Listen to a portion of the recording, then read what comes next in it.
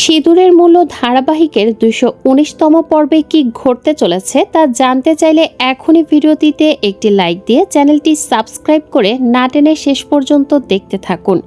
পর্বের শুরুতেই দেখা যায় ছদ্মবেশী পিয়া অর্থাৎ নকল অনুসারীর আঁচল ঠিক করতে গিয়ে বেশ বিপাকে পড়ে যায়। আর ঠিক সেই বিশৃঙ্খল পরিস্থিতির মধ্যে আচমকায় মিস্ত্রি ধাক্কা খেয়ে অর্জুনের গায়ের উপর গিয়ে পড়ে। এই আকস্মিক ঘটনাটি দেখে অর্জুনের মা এবং ঠাকুমা অত্যন্ত আনন্দিত হন। ঠাকুমা তো খুশিতে গদগদ হয়ে বলে ফেলেন, মনে হচ্ছে যেন সাক্ষাৎ রাম এবং সীতার মিলন ঘটল। স্বাভাবিকভাবেই এসব শুনে পিয়ার রাগে ফুঁসতে থাকে। ঠিক তখনই আসিন মজা করে নকল অনুকে খোঁচা দিয়ে বলে, তুমি বরং রাম সীতার পাহারাতের হিসেবে ডানে বা বামে দাঁড়িয়ে থাকো। এই সুযোগে অর্জুনের বড় দাদিও রসিকতা করে পিয়াকে বলেন, অনু তুমি বরং এসব ছেড়ে রাবণের চরিত্রটা বেছে নাও, ওটাই তোমাকে বেশি মানাবে।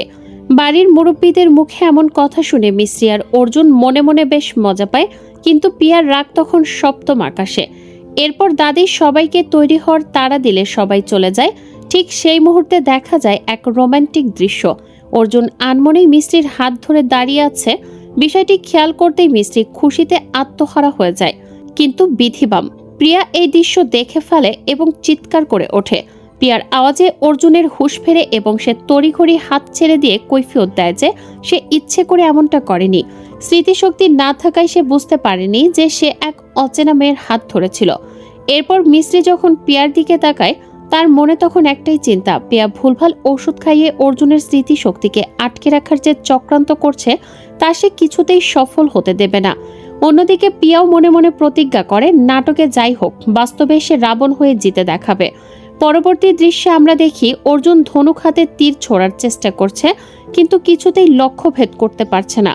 অর্জুনের এই ব্যর্থতা দেখে মিস্ত্রি এগিয়ে আসে এবং দারুণ কায়দায় তীরটি ঠিক নিশানায় লাগিয়ে দেয়। অর্জুন অবাক হয়ে জানতে চায় সেটা কিভাবে শিখল, কিন্তু পরক্ষণেই অর্জুনের মনে পড়ে যায় যে অনু তাকে বারণ করেছে অচেনা কোনো মেয়ের সাথে কথা বলতে। তবুও মিস্ত্রি অর্জুনকে অভয় দিয়ে নিজের হাতে ধরে তাকে তীর চালানো শিখিয়ে দেয়। ঠিক এই ঘনিষ্ঠ মুহূর্তেই সেখানে পিয়া এসে উপস্থিত হয়, যা দেখে অর্জুন ভয়ে সেখান থেকে সরে পড়ে। পিয়া মনে মনে ফন্দি আটে, মিস্ত্রি যতই সাহায্য করুক আসল খেলার সময় সে নিজেই তীর চালাবে।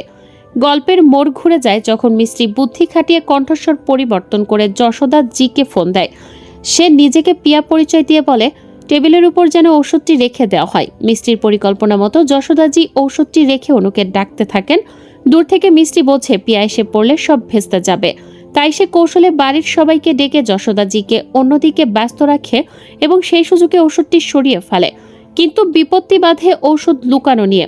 অর্জুনের মাও দাদি মিস্ত্রিকে সাজানোর জন্য ডাকলে মিস্ত্রি অনন্যপায় হয়ে হাতের কাছের একটি মুকুটের নিচে ওষুধটি লুকিয়ে রাখে। কিন্তু ভাগ্যের কি নির্মম পরিহাস, অর্জুনের কাকা এবং বাবা অন্য মুকুটগুলো নিয়ে নেন।